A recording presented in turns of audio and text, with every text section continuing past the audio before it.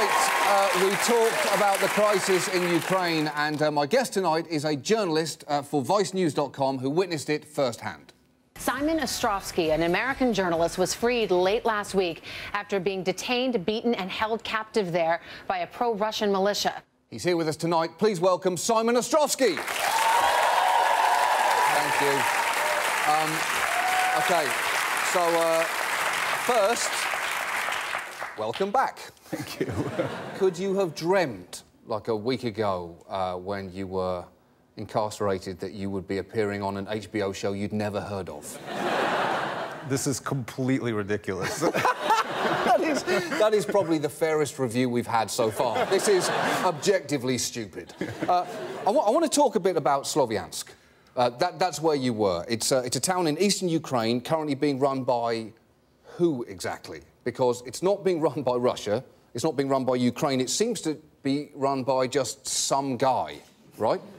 Yeah, he's got gold teeth. He used to run a soap factory. He's missing a few fingers, and his name is Ponomaryov, and that's pretty much all we know about him.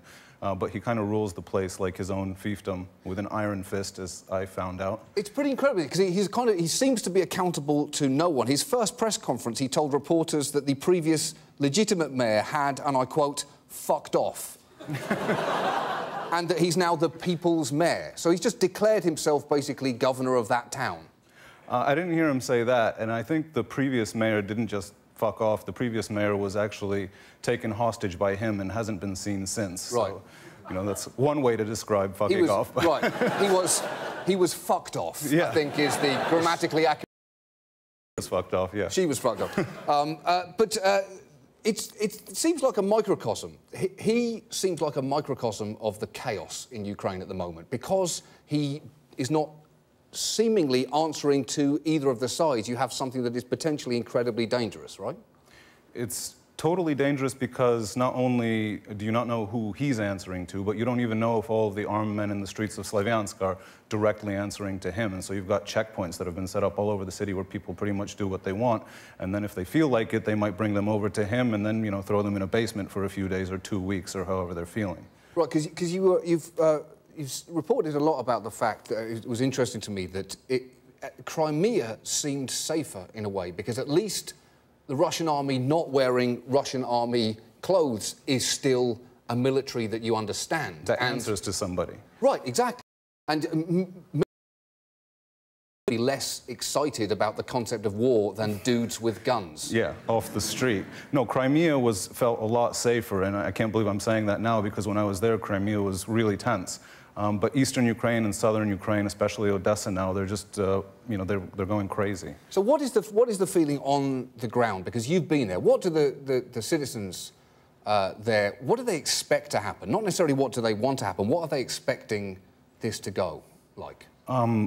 I don't know what the citizens are expecting, but it looks like it's moving closer to civil war, because every day there's another violent act that makes people more angry on either side. And you've got the Russian propaganda channels demonizing the people who support Ukrainian unity, and you've got Ukrainian media demonizing the people who support Russia, and it just could lead to something ugly, because this is what happened ahead of the genocide in Bosnia, and what happened ahead of the genocide in Rwanda was you had the media taking sides and telling people that they needed fight other people, and that's exactly what's happening in Ukraine right now. And so I think we're sort of at a precipice, and it could go either way, and we can only hope that that both sides pull back, and that the world tries to encourage both sides to pull back, and that the United States tries to encourage the new leadership in Kyiv to try to maybe understand the pro-Russia people in eastern Ukraine.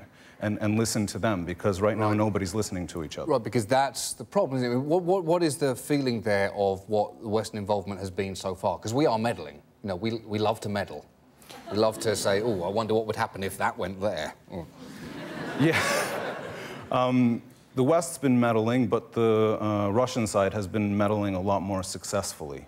You know, the West obviously supports the interim government, but doesn't have the same tools or the same grassroots support in Ukraine as Russia does in the east of Ukraine. So everything that the West has been trying to get the Ukrainian authorities to do, you know, it hasn't really been filtering through. Now, I was reading that when you were imprisoned, you were there at one point with 4 other people: a journalist, a computer programmer, a local politician, and a bodybuilder. Be honest. Did you all try and make friends with the bodybuilder? I was a little bit depressed the day that I found out he was a bodybuilder, because they told me that they were going to release me, and then they took me upstairs, and instead of releasing me, they showed me to a Russian camera team and then took me back into the basement. So I wasn't very into the exercises that he was showing to all of the other guys down there. They'd all been down there for longer, so they were kind of more used to the whole situation, and I was kind of like, oh, I wish I wasn't here. Okay, there's always, I love the fact that anywhere in the world there's always going to be a guy with low muscle mass in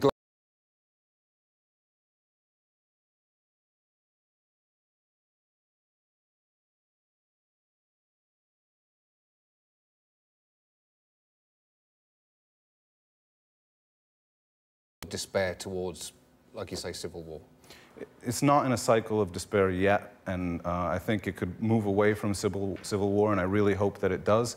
But the other day, a lot of people died in a fire in Odessa, and that's going to make people in the southeast of Ukraine who support Russia very angry. That's why right now is the time for everybody to tell everybody to just chill out. I really appreciate you being here and all your reporting. And I guess if we can take one thing away from this, it's that everyone should chill the fuck out. in the broadest possible terms. Simon Ostrovsky, ladies and gentlemen. Thank you so much, Simon.